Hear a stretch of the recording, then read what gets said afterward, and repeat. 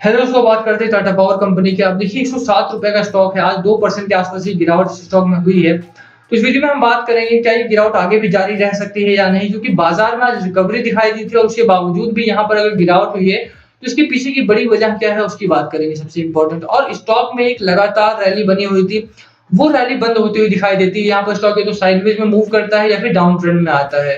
तो इसकी बात करेंगे, क्या दोबारा यहाँ से बाय करके रख सकते हैं, कितना लेवल आप अचीव कर सकते हो इस वीक में या इस मंथ में या आगे आने वाले 2 से 3 महीने में, कितना लेवल आप, कितना टारगेट आप करके चल सकते हो इस स्टॉक में। तो सभी चीजों के बारे में डिटेल में बात करेंगे, बट सबसे पहले अगर आप चैनल पे नए हो तो प्लीज चैनल को सब्सक्राइब कर लो and hit that bell icon ताकि आपको नोटिफिकेशन मिल सके टाइम से। चलिए शुरू करते हैं। बात टाटा पावर की करें तो देखिए सोलर को लेकर के काफी बड़ी खबरें आई थी, इस स्टॉक में काफी बड़े ऑर्डर्स भी मिले थे यहाँ पर। एंड यूनिप से पार्टनरशिप हुई थी, सेंट्रल रेलवे से पार्टनरशिप की थी इन लोगों ने। एंड अपनी खुद की फर्म टाटा मोटर्स के साथ भी उन्होंने पार्टनरशिप किया था, वो चार्जिंग पॉइंट्स लगाने के लिए, जो इलेक्ट्रॉनिक व्हीकल चार्जिंग पॉइंट्स होते हैं उनको लगाने के लिए। तो वहां पर बड़ी खबरें बहुत सारी आई थी और उसका एक और सीजीपीएल के साथ मर्जर भी था, तो उसका असर था कि स्टॉक में बहुत बढ़िया तेजी बनी थी। तो प्रॉब्लम कहाँ हुई? प्रॉब्लम ये हुई यार कि जहां पर जब स्टॉक में रैली बनी तो बाजार हमारा डल पड़ गया और बाजार ने सपोर्ट नहीं किया हमारे स्टॉक को। बहुत ज्यादा इन्वेस्टर्स होते हैं जो सेंसेक्स को, निफ्टी को देख करके अपनी इन्वेस्टमेंट प्लान करते हैं कि यहाँ पर अगर बाजार में तेजी है तो स्टॉक में भी तेजी रहेगी। स्टॉक को बहुत कम वो एनालाइज करते हैं कि स्टॉक हमारा क्या कुछ करने वाला है, क्या फ्यूचर प्लान है, क्या परफॉर्मेंस है, क्या पोटेंशियल है इसका। वो सारी चीजों पे कम बेस करते हैं, अपने डिसीजन इस पे ज्यादा बेस करते हैं कि बाजार किस तरह से मूव कर रहा है और लोग इन्वेस्ट कर रहे हैं या नहीं कर रहे हैं।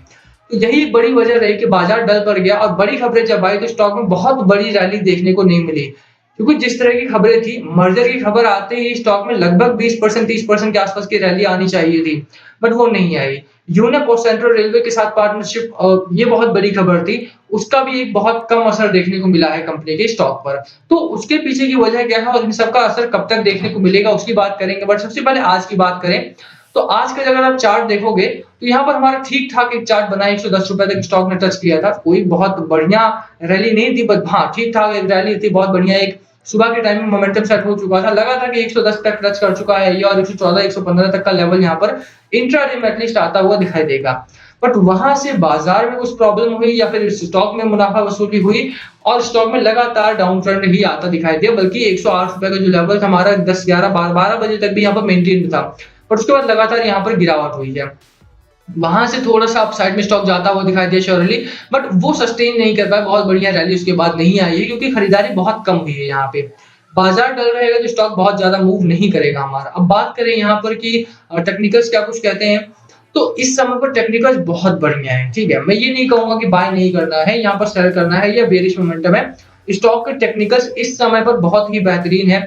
16 के 16 आपको इंडिकेटर जो हमारे होते हैं वो बुलिश जोन में है और 16 इंडिकेटर्स में हमारा मैकडी आ जाता है, आरएसआई आ जाता है, ईएमए आ जाता है, सिंपल ईएमए आ जाता है, बोलिंजर बैंड आ जाता है। ये सारी चीजें अगर आप देखोगे तो यहाँ पर हमारा मिलाकर 16 इंडिकेटर है टू नो कि यार स्टॉक हमारा बुलिश जोन में है या बेरिश जोन में। तो स्टॉक अभी भी हमारा स्ट्रांगली बुलिश जोन में है, ये बहुत इंपॉर्टेंट है। आप देखोगे तो दूसरा बहुत अच्छा चीज है वो है कि 5 डे से लेकर के 200 डे ईएमए के ऊपर ट्रेड कर रहा है।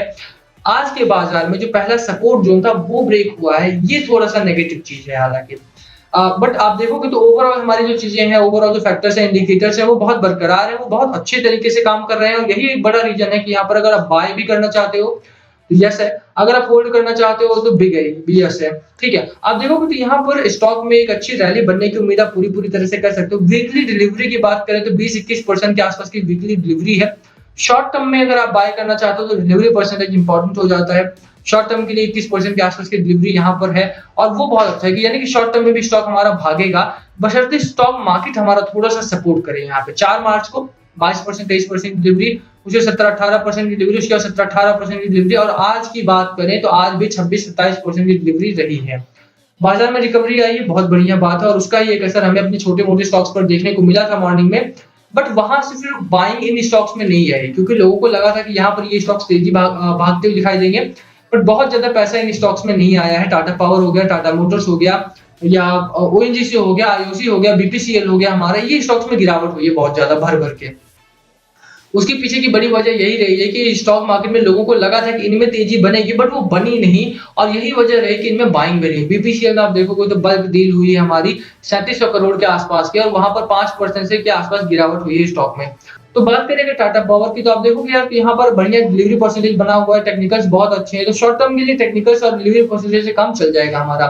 अब बात करें कि जो तीसरा फैक्टर है शॉर्ट टर्म के लिए, लॉन्ग टर्म के लिए भी बात करेंगे यहाँ पर, शॉर्ट टर्म के लिए तीसरा फैक्टर है वो है मार्केट।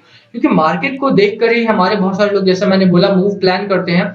मार्केट में रिकवरी आई है और मार्केट की रिकवरी हमें अपनी स्टॉक प्राइस पर भी देखने को मिलेगी, बशर्ते ये रिकवरी जारी रहे। क्योंकि काफी टाइम से थर्सडे बाजार गिरा, फ्राइडे बाजार गिरा, मंडे को भी कोई खास रिकवरी नहीं आई, तो 3 दिन लगातार बाजार में गिरावट रही है। आज भी जो रिकवरी आई है तो बहुत माइनर रिकवरी है। आप देखेंगे निफ्टी नेक्स्ट 50 में हमारा 0.68% की गिरावट है, निफ्टी मिड कैप 50 में 0.63% की गिरावट है, निफ्टी 50 हमारा बढ़ा है, बहुत बढ़िया एक रिकवरी यहाँ पर आई है। साइकोलॉजिकल जो मार्क था 15,000 का वो क्रॉस हो चुका है, सिर्फ 15,000 नहीं, 15,100 का जो एक लेवल है वो भी क्रॉस हो चुका है। तो इस समय पर जिस तरह का अमेरिकन बाजार बिहेव कर रहा है, डाउ फ्यूचर्स हमारे बहुत बढ़िया ट्रेड कर रहे हैं, बहुत ऊंचाई पर है, बहुत तेजी में है।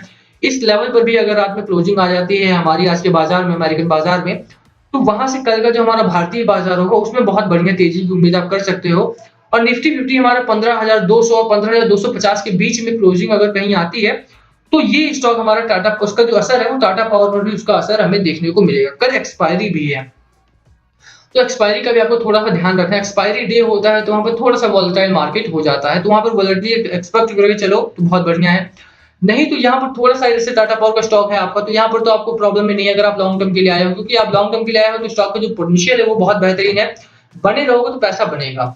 एफआईआई की बात करें तो 1500 करोड़ के आसपास की बिकवाली यहाँ पर कल बाजार में हुई थी। डीआईआई की बात करें तो 500 करोड़ की खरीदारी हुई थी, सॉरी, तो 500 करोड़ की खरीदारी वहां पर बाजार में हुई थी। तो वही एक बढ़िया बात आप देखोगे तो डीआईआई लगातार यहाँ पर खरीदारी कर रहे हैं। पिछला जो डेटा रहा है तो वहां पर आप देखो तो 5 मार्च को बिकवाली हुई थी 3200 करोड़ के आसपास की। उससे 4 मार्च को भी लगभग 1000 करोड़ के आसपास की बिकवाली वहां बाजार में मिली देखने को, और आज का डेटा आने में समय लगेगा, बट कल की बात करें तो कल भी लगभग 1000 करोड़ के आसपास की बिकवाली बाजार में आई थी। तो जो माल फ्री सप्लाई में आ गया है उसको ऑब्जर्व होने में थोड़ा सा टाइम लगेगा, और जब तक वो ऑब्जर्व नहीं होता तब तक मार्केट स्टेबलाइज नहीं हो सकता, और जब तक मार्केट स्टेबलाइज नहीं हो सकता तब तक जो हमारे इस तरह के स्टॉक है जो पिछले दिनों थोड़ा गिरावट में थे या साइडवेज के मूव में थे, उनमें थोड़ा सा प्रॉब्लमेटिक बात रहेगी। यहाँ पर हम कुछ लेवल्स की बात कर ले, अगर आप तो देखो सबसे पहले जो लेवल है हमारा, यानी कि मैकडी, हम बात करें मैकडी के टेक्निकल्स की बात करें सबसे पहले, तो ये बेरिश जोन में नहीं है हमारा, ये स्ट्रांगली बुलिश जोन में है। हिस्टोग्राम में हमारे अपर साइड में बन रहे हैं, तो काफी अच्छा टेक्निकल्स हमारे स्टॉक के बने हुए हैं इस समय पर, और यही एक बढ़िया बात होती है कि अगर आप बाय करके रखते हो इस स्टॉक को तो एक अच्छा रैली अभी भी इस स्टॉक में आने की उम्मीद है। यहाँ से देखो बहुत अच्छी खासी एक रैली इस स्टॉक में आई थी, लेवल भी टेस्ट कर लिया, 112 113 रुपए का लेवल भी टेस्टिंग हो चुकी है इस स्टॉक की, तो वहां से जल्दी ही स्टॉक हमारा अपर साइड की ओर भागता हुआ दिखाई दे सकता है। कल का जो पहला लेवल है डाउन साइड का 103 रुपए 104 रुपए का हमारा सपोर्ट जोन बन रहा है यहाँ पर, जैसा मैंने यहाँ पर दिखा भी रखा है आपको, तो 103 रुपए 104 रुपए का हमारा पहला सपोर्ट जोन बनेगा, और यही लेवल अगर ब्रेक नहीं होता है तो यहाँ से बाउंस बैक करेगा हमारा स्टॉक, और अपर साइड में 112 रुपए का हमारा लेवल आता हुआ दिखाई देगा। बाजार में अगर 110 के बाद प्रॉफिट बुकिंग नहीं आई होती तो वहां से आज ही हमें 112 113 का लेवल आता हुआ दिखाई दे रहा था, बट जो बाजार में गिरावट का माहौल बना, जो बाजार में मुनाफा वसूली देखने को मिली, उसी का कारण रहा कि यहाँ पर हमें 112 का लेवल नहीं आया है। 110 तक हमारा स्टॉक गया, वहां से बैकवर्ड आया है।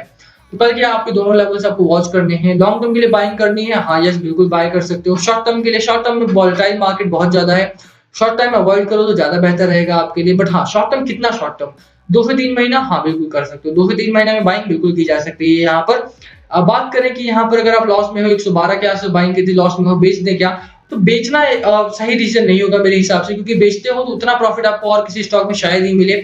सेफ स्टॉक है हमारा टाटा पावर, रिस्क कम है यहाँ पर, और जिस तरह की खबरें हैं, खबरों का असर एक बार बाजार स्टेबलाइज हो जाए उसके बाद देखने को मिलेगा ही मिलेगा। ठीक है, तो लास्ट कॉल आपका होना चाहिए, बाय करना है, सेल करना है, होल्ड करना है, क्या है आपकी स्ट्रैटेजी टाटा पावर को लेकर के, प्लीज कमेंट करके शेयर करना हमारे साथ। वीडियो यहीं खत्म करते हैं, पसंद आए तो वीडियो को लाइक करना, चैनल पर नए हो सब्सक्राइब किए मत जाना।